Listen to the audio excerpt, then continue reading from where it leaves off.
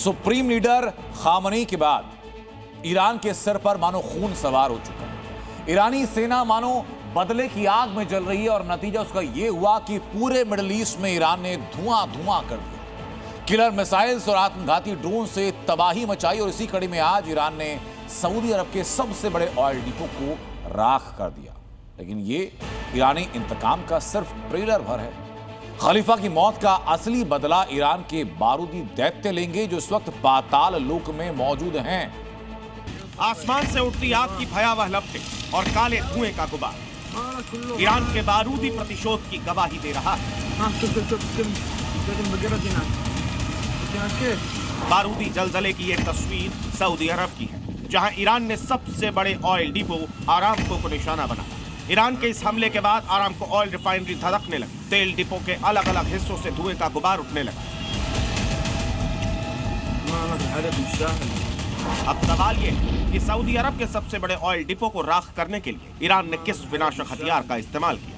क्या IRGC ने Aramco oil refinery पर मिसाइलों से धावा बोला, या फिर ईरान के आत्मघाती ड्रोन्स ने तेल डिपो को उड़ाया? लिहाजा IRGC के दावे के मुताबिक आरामको ऑयल रिफाइनरी पर ड्रोन स्ट्राइक की गई। हमले के लिए शाहिद 136 ड्रोन का इस्तेमाल हुआ।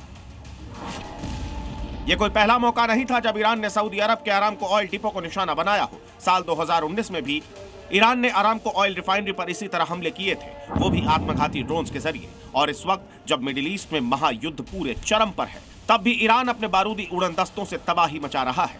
अमेरिका के तमाम सहयोगी मुल्कों को बारूद से दहला रहा है।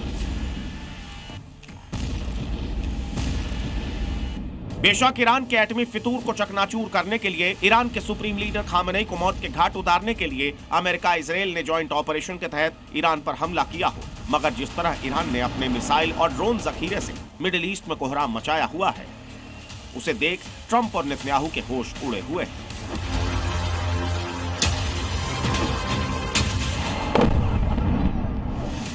लेकिन ईरान यही नहीं रुकेगा। अब तक ईरान ने जो हमले किए वो तो सिर्फ ट्रेलर था, असली इंतकाम तो बाकी है, जिसे पूरा करने के लिए ईरान ने अपनी अंडरग्राउंड ड्रोन सिटी को एक्टिवेट कर दिया है।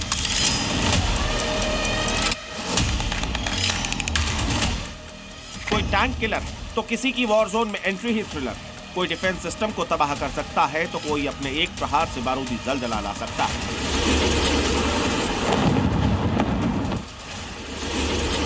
ये ईरान की ड्रोन सिटी है जो कि अंडरग्राउंड है।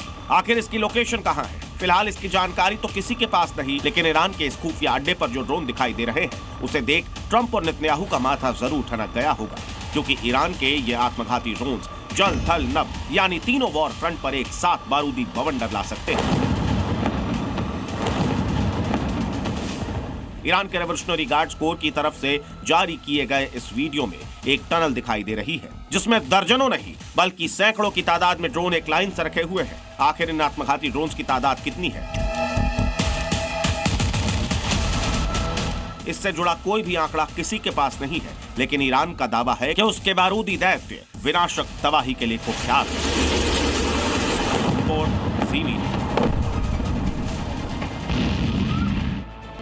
ईरान ने जंग की शुरुआत में ही गेम चेंजर हथियार के तौर पर अपने आत्मघाती ड्रोन्स को उतारा। मकसद है कम लागत में ज्यादा से ज्यादा नुकसान पहुंचाना। आपको एक एक करके ईरान के आत्मघाती ड्रोन्स और उनकी ताकत के बारे में बताता हूं। IRGC के दावे के अनुसार ईरान के बारूदी जखीरे में करीब 80,000 से ज्यादा ड्रोन्स हैं, जिनमें सर्विलांस के साथ साथ अटैक ड्रोन्स शामिल हैं। सबसे पहले बात ईरान के कामिकाज़े ड्रोन शाहिद 131 की, जो करीब 900 किलोमीटर की रेंज में तबाही मचा सकता है।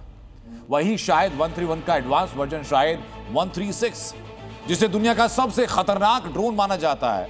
शाहिद 136 आत्मघाती ड्रोन करीब 2000 किलोमीटर की रेंज में बारूदी जलजला ला सकता है। इसके अलावा ईरान के जंगी खाने में मुहाजिर 6 ड्रोन भी शामिल हैं, जिसकी रेंज करीब 500 किलोमीटर है।